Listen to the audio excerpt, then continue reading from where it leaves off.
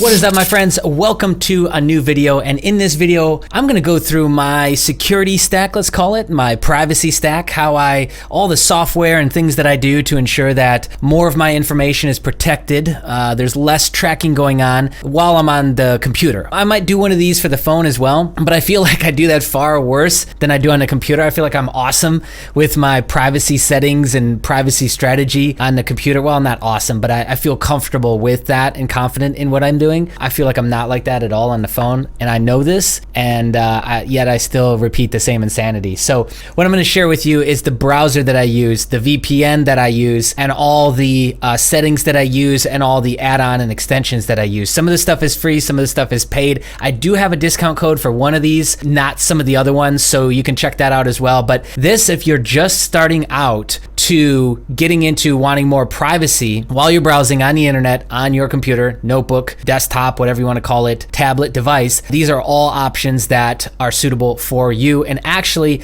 most of this stuff you can use on the phone as well. It just takes that time to set it up, okay? So let's start at the very beginning. What do we mask and how do we hide our actual IP address? IP address basically is your internet protocol. IP address is the digitized number that is basically telling everyone where you are. It's saying the internet provider and your geolocation if somebody were to look that up. So the first layer and the first way that you can hide that is with just a VPN. I go with NordVPN, and this is for multiple reasons. First off, they approached me back in 2017 to try their VPN, and at this time I think I was using CyberGhost, or I think I might have been using Proton at the time, and I liked it a lot. I liked it because it's simple. I liked it because it was user-friendly. I knew that if I wanted to start talking about this stuff with my audience, which I've consistently talked about NordVPN since middle of 2017, well, fourth quarter of 2017, it's important that you give people many different options. And so the easiest way to walk into the service is like you literally just click on these little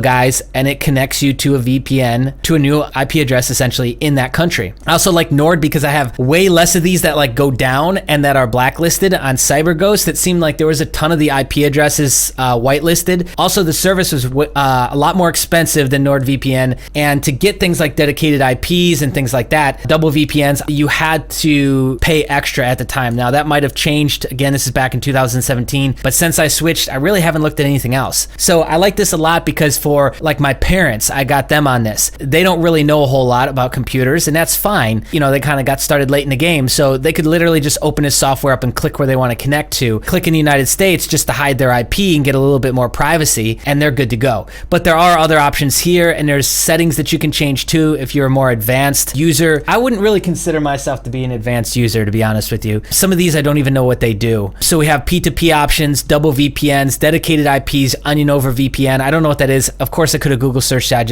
I didn't want to. And then you can just select the country if you don't want to like use this little guy that just drags around. And that's it. And you would click, and then you have at least a basic layer of protection. Cool thing is like many of these, you can get it on Apple Store and you can get it on Google Play. So that means you would have it on your phone as well. So whatever data service you used, you would at least have a barrier there as well when you're browsing different websites. Now, I don't think that affects in-app stuff, and there is a lot of really shady, questionable in-app tracking that occurs as well. Let's talk about the next layer of protection, which is, I think we should start with what browser I mostly use. I mostly use Mozilla and Opera, and I started using Opera back when I was day trading in 2017 because it seemed way less user CPU and memory heavy than the Google Chrome browser that I was using at the time. And then I started reading a bunch of stuff through 2018 that just further solidified my dislike and distaste towards Google as a brand. Also too, using any Google products at all. Now I still use Gmail, and I still use the Drive component for a lot of the writing that I do, but outside of that, all the storage and everything else, I am not using that anymore. So I just want to make that crystal clear. So I moved away from the Google Chrome browser first, but then as all the leaks happened through 2018 and all the weird stuff around the presidential campaign started leaking with the top execs of Google and everything that's now come out,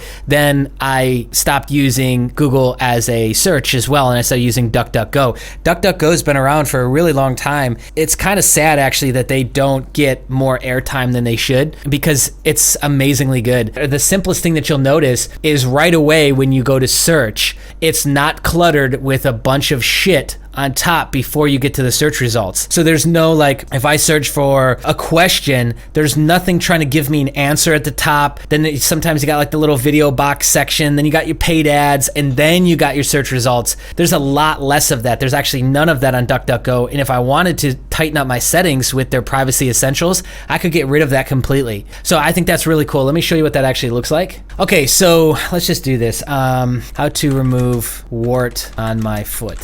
Amazing, right? You just get search results. You don't have ads. And again, you can tighten this up with the settings, which I can't see at the moment because I have too many other add-ons now. But you can go in and actually change. Yeah, there it is right there.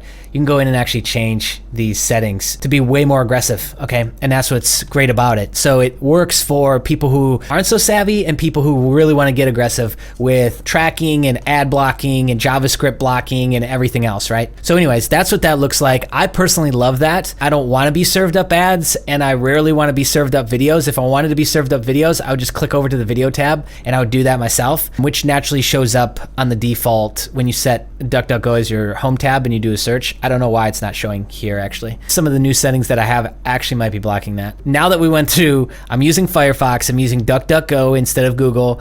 I have the privacy essentials turned on. I haven't changed any of the settings, so I'm using the stock settings for DuckDuckGo. Now let's talk about password management. I've been using LastPass since probably 2013, 2014, essentially a really long time. I love it. There is a free option and it's also quite cheap if you want to like upgrade into managing more stuff all in one account. But essentially how I keep this safe is I don't add any banking stuff. I always memorize all the banking passwords. And then the second thing that I do is, and I would never add like private keys, by the way, for all the crypto enthusiasts, I'd never add private keys to this because there's one password that needs to be hacked that then leads to so much of your life. But I use it for a lot of the other dumb shit, okay? And that's as specific as I'm willing to get. But then the password for LastPass is I have my own process for saving that and saving that on site, off site. Now I'm like starting to get paranoid in my mind as I'm talking, like, did I just say too much? I have that saved and backed up in multiple places. So that is disconnected and disassociated with me and with the computer itself. So that I feel is a good layer of protection to keep the master password safe, right? And that might change. That might have changed by the time you watch this video. That's just currently how I've been doing it, right? Yeah, there's nothing below that. Antivirus, we can talk about that really quick, is I have Kaspersky. I've never really been able to pronounce that properly. I think it's just Kaspersky. And I've liked that for a really long time. I love their service. I like it better than like a Norton or any of those other like really, really common, more widely promoted ones that are like you're getting the free download already on the computer. I feel like those aren't in your best interest. Like they're not trying to protect your computer the way that you think they are. Maybe that's a little ambiguous there. I don't feel comfortable with those, so I don't use those. Okay, the next big one that I want to talk about is Privacy Badger. This is probably my favorite because it blocks invisible trackers extremely well, meaning that anything that is trying to map what you're doing on a website or clickstream, ClickFlow. Now, there's a lot of marketing stuff that does this, and while marketers are like, oh my God, this is amazing, being on the other side of it, it does suck.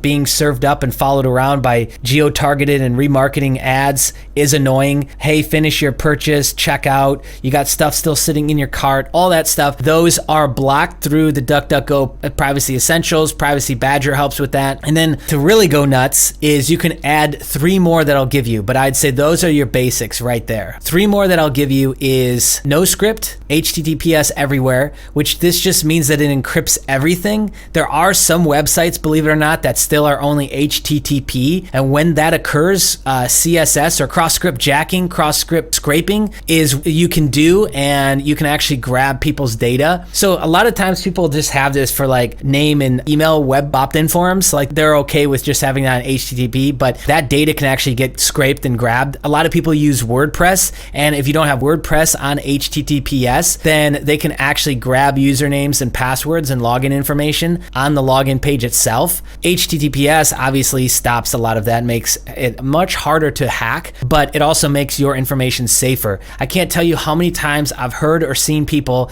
that filled in their banking information, their credit card information on a non-secured site. This makes every site secure. You have different settings in it as well. So You've got different things here. You can read more about it. You can just roll or run with the defaults. And of course, all these you can donate to their open source projects. So that one is a big one. I would start there. NoScript, extra protection for Firefox. NoScript allows JavaScript, Flash, and others to essentially be blocked. So this has to do with a lot of the ad stuff on news sites.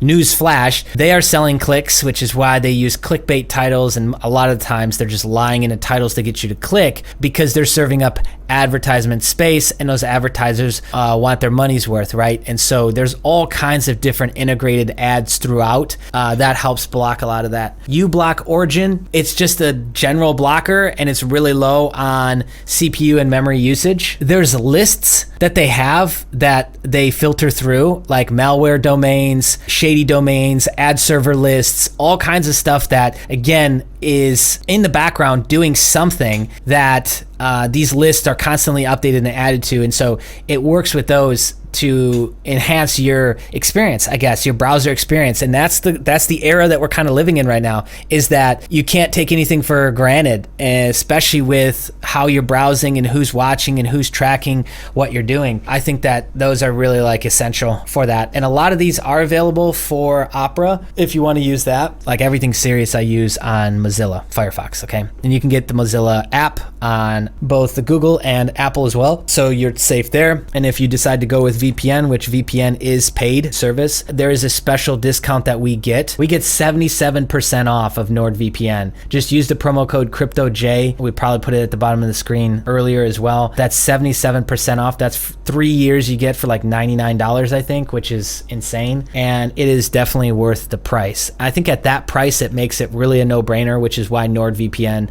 dominates and takes over in this space. So that's it, guys. I hope this helps you with your privacy hunt. Oh, let me give you one last tip in case you aren't doing it already. Start to migrate away from Gmail and start to get onto something like ProtonMail. Now, there's been very few bad things I've actually heard about ProtonMail, and most of it is surrounded around the desktop application. The actual mobile application, which is what they started with, is way more secure. We're like kind of splitting hairs a little bit here because the browser application and logging in online and leaving it open on your computer desktop is extremely safe, especially in comparison to something like Gmail. But there are some things that I read in some instances to where it's not 100% bulletproof. So if you're looking for something that is bulletproof, you would stick to just their mobile app and never use the browser-based version, or you'd go with a different option. There's a couple other options out of Switzerland. I haven't really checked any of these out, so I'm not really qualified to talk about those. We covered browsers, we covered email, we covered extensions to use, and really just overall behavior that I think will lead you guys to a much better browsing experience